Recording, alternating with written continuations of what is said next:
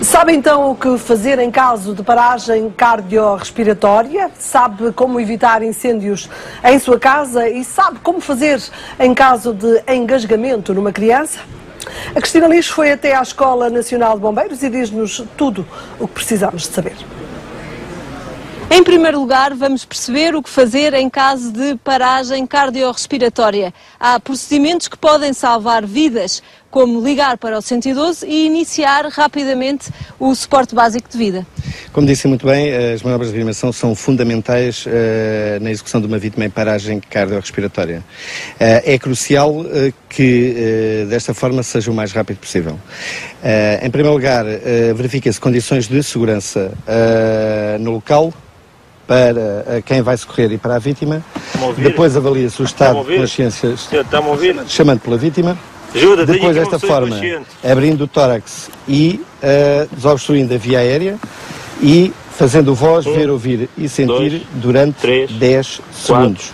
5, 6, durante este 7, período que avalia se a vítima respira. 10. Não respira, de imediato deve ligar 112. Ao ligar para o 112, deve dizer o local exato onde está, o número de telefone de contacto. Estou a falar de Sintra, da Escola Nacional de Bombeiros. Com alguns também pontos de referência e perante que situação é que está. Neste caso, um homem ou uma mulher e a idade em paragem cardiorrespiratória. Fazer reanimação, sei. Aguarda que se desligue o telefone e de seguida inicia compressões torácicas. 1, 2, 3, 4, 5. Efetuando 7, 30 compressões torácicas. 11, 12, 13, 14, 15. Mantém 16, 17, estas 18, manobras 19, até à chegada 2, de socorro. 3, 4, 5, 6, 7. Antigamente havia a ideia também de fazer respiração boca a boca, como comumente se diz. Isso ainda se mantém? Neste momento não há indicação para fazer respiração boca a boca, é apenas verificar se a vítima respira e mantém pelo menos as compressões torácicas, o que leva a que o sangue chegue à parte cerebral para evitar que haja morte das células cerebrais. Como é que se sabe exatamente em que ponto do indivíduo é que se deve fazer esta pressão? As compressões devem ser feitas na linha intermamilar. Traça uma linha imaginária, coloca a base da mão, a outra coloca por cima da outra mão e braços esticados, costas direitas e inicia as compressões.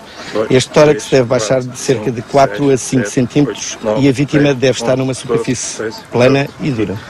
As técnicas que acabámos de ver são gestos que podem salvar uma vida. 5, 6, 7, 8, 9. Agora vamos saber o que se deve fazer para evitar e combater um incêndio na cozinha. A cozinha é normalmente o sítio mais comum em casa para começar um fogo, daí que haja vários procedimentos a manter. É verdade, conforme disse muito bem, a cozinha é o sítio onde é mais possível existir um incêndio numa habitação, porque trabalha-se com fogo, ou de gás, ou de outra situação qualquer, que trabalha-se com combustão, ou seja, com o fogo. Daí que seja necessário ter sempre os aspectos de prevenção, porque mais vale prevenir do que remediar, atentos.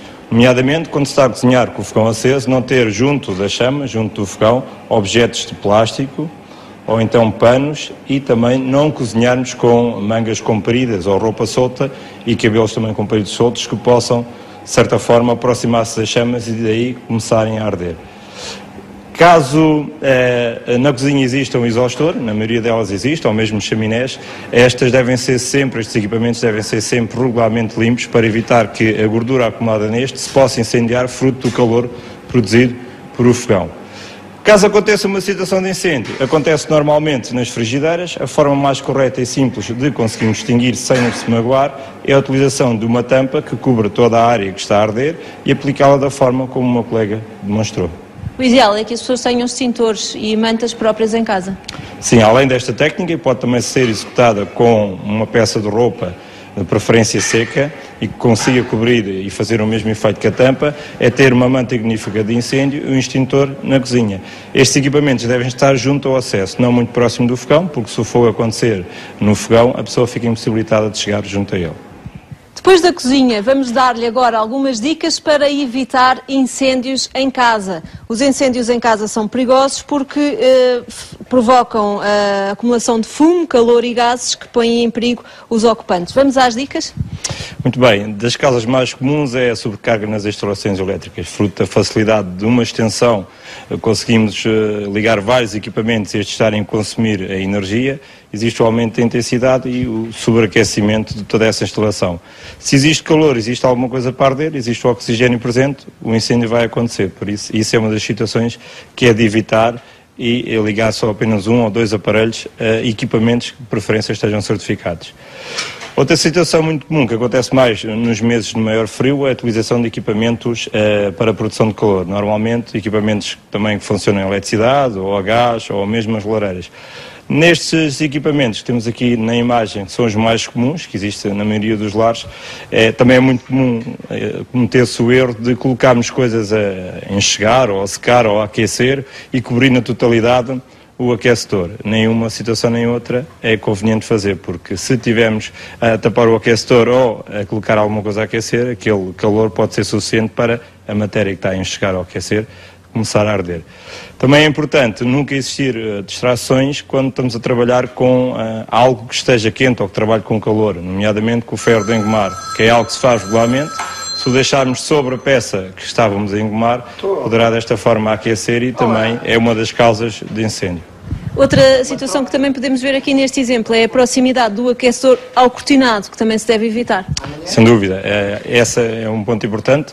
Afastar de todos os locais que produzam calor, qualquer equipamento, material, utensílio, neste caso um tecido, que possa, fruto desse aquecimento, arder. À semelhança das lareiras, não aproximar nada que possa facilmente começar a arder. Finalmente, vamos saber o que fazer em caso de engasgamento de uma criança. As crianças normalmente engasgam-se quando estão a comer ou quando estão a brincar com objetos pequenos. E as características anatómicas de uma criança são diferentes de um adulto. É verdade. As particularidades anatómicas da criança são diferentes. Sendo a cabeça mais volumosa que o resto do tronco, o pescoço mais curto e qualquer ponto anatómico da criança é muito frágil. O que deve ser feito numa situação de obstrução é, como estamos a observar na imagem, inclinando a criança, segurando firmemente no pescoço, efetuando 5 compressões entre as omoplatas. Depois, fazendo a rotação, efetuando também 5 compressões torácicas. E verificando também se, com essas manobras, o objeto está à vista, olhando para dentro da cavidade bucal. Nós estamos a assistir a esta operação num bebê, mas se for uma criança um bocadinho mais crescida, o procedimento já é diferente ou mantém-se? É diferente. As faixas etárias da criança são diferentes.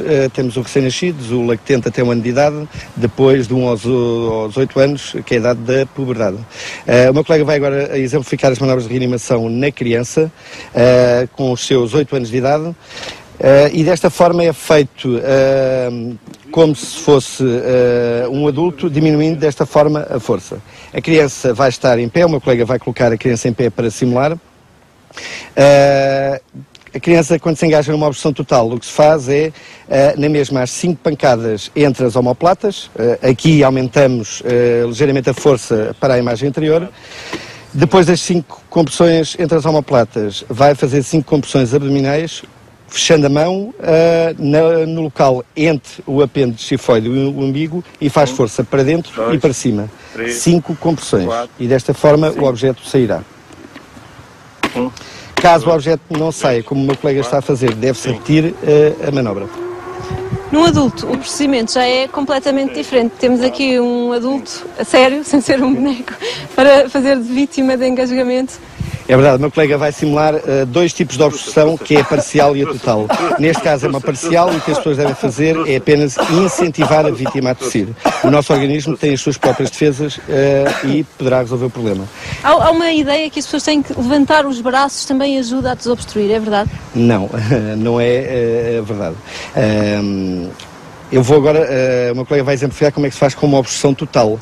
Caso a vítima não emita som, isto ocorre com bocados de alimento mal mastigados e desta forma o meu colega vai fazer 5 compressões entre as omoplatas, aqui com força adequada para o adulto, e depois rodando e colocando a mão mais uma vez entre o umbigo e o apêndice tifoide, fazendo as 5 compressões abdominais.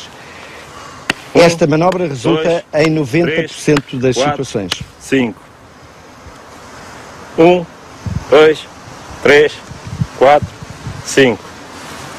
Ficamos assim a perceber quais os procedimentos adequados em caso de engasgamento de uma criança ou de um adulto. Nós vamos continuar aqui na Escola Nacional de Bombeiros para perceber a seguir como se organiza um posto de comando em caso de incêndio. Portanto, estas foram as dicas para não só evitar incêndios em casa, na cozinha, prevenir estes incêndios, também como proceder em caso de engasgamento de uma criança e em caso de uma paragem cardiorrespiratória. A seguir vamos conhecer um pouco mais o trabalho dos bombeiros e o papel da Escola Nacional de Bombeiros.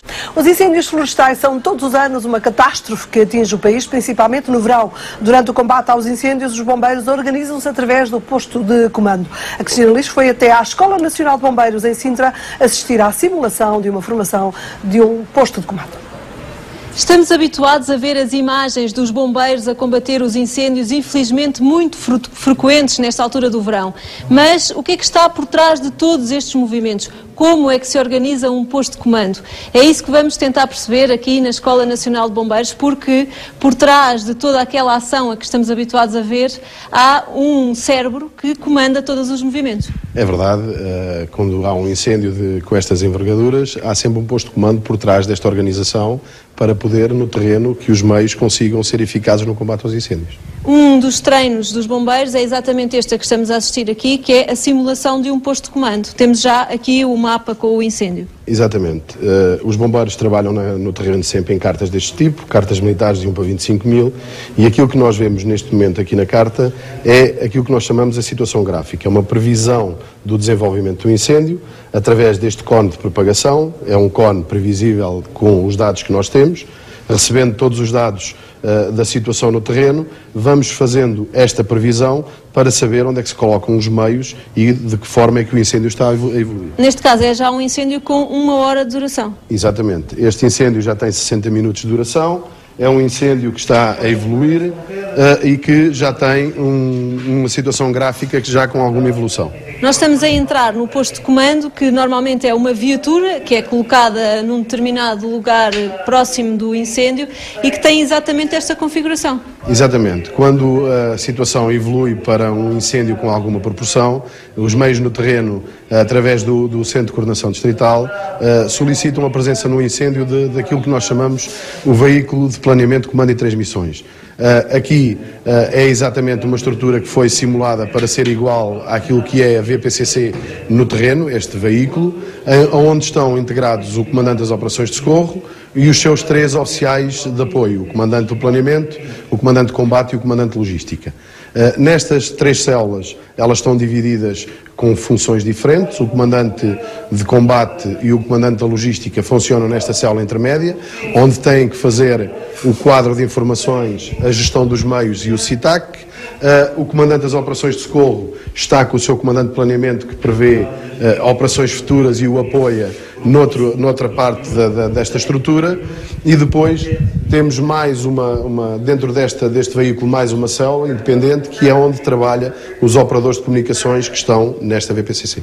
Que é esta salinha mais pequena aqui deste lado, que o meu colega já vai ter a oportunidade de mostrar, e que normalmente tem a porta fechada, daí ter uma janelinha para poderem comunicar. Mantém esta porta normalmente fechada para se concentrar apenas em receber e retransmitir informação para o terreno. Exatamente. Naquele local, aquela célula normalmente tem a porta fechada, porque a informação que o operador está a receber do terreno e toda a informação que decorre aqui dentro da operação poderão criar alguma confusão. Então, aquela porta mantém-se sempre fechada, sendo toda a informação passada através daquele guichê, para que não haja aqui informação cruzada com o operador, para que não haja problemas depois em termos de terreno, de informações que são cedidas para o terreno ou que são recebidas do mesmo terreno.